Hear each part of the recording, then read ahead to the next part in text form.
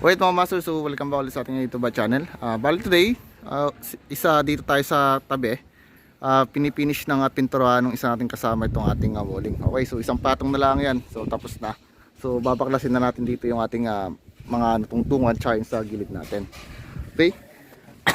Then dito sa gilid mga master, bali minamasilyan ng deforman dito yung ating canopy.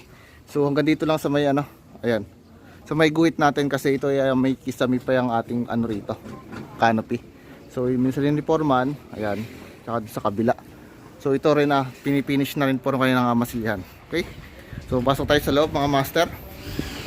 So dito sa loob mga master, bali tapos na po ikasa rito yung ating sa ating kisame. So okay na mga master. Bali sa taas na sila nakikisame ngayon. Then dito mga master, so bali tapos na ni deforman dito i-layout yung ating para sa sewer lane natin. So okay na, bali nilagyan niya guys dito ng epoxy para siguradong walang titilas dito. Okay, so yung mga dugtungan natin dito, yung mga elbow natin, kung magpansin nyo, so may mga epoxy na po lahat yan. So hindi pa yung natapos kasi may kulang pa tayo rito elbow. Ayan mga master. And then mga master, so linis ulit tayo rito, mga natin, mga kalat, so 5S, ayan. So sa taas tayo. Then dito naman mga master sa labas, bali finishing rin si Marvin dito. Ayan, so ito naman yung kami nasalin sa second floor. Bali, huling patong na yung gagawin natin dito. So tapos na yung second coat to. Ayan, so yung paikot natin dito.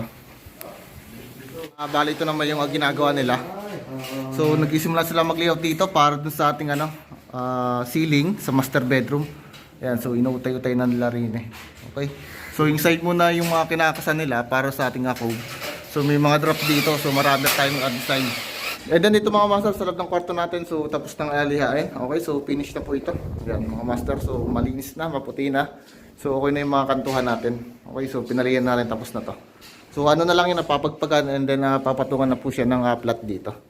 So dito na mga master yung ginagawa natin sa kwarto. Ayan. So dito na mga master, so dito na ako naglipat. Bali second coating natin, napalibutan na ng second coating. So bali third coating na tayo. So bukas isa finishing na tayo ng walling natin.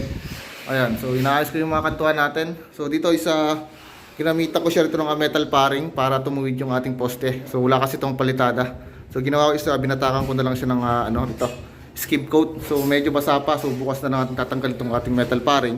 Then konting finish para kuminis yung ating poste rito. So tinuwid kasi natin. Okay?